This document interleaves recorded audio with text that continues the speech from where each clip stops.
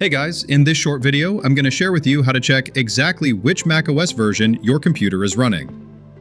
First, it's super simple. Just click the Apple logo in the top left corner of the screen. Then select About This Mac.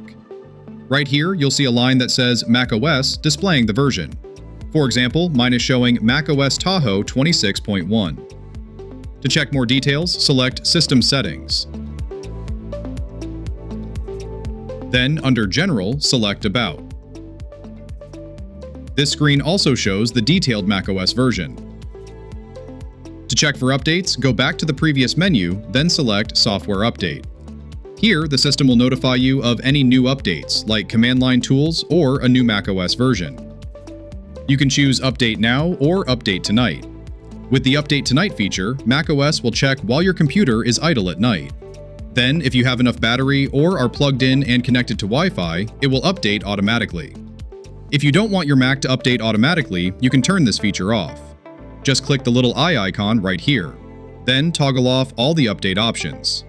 When you do this, you'll need to enter your Mac password, click Unlock, and finally hit Done. Now your Mac won't auto-update anymore.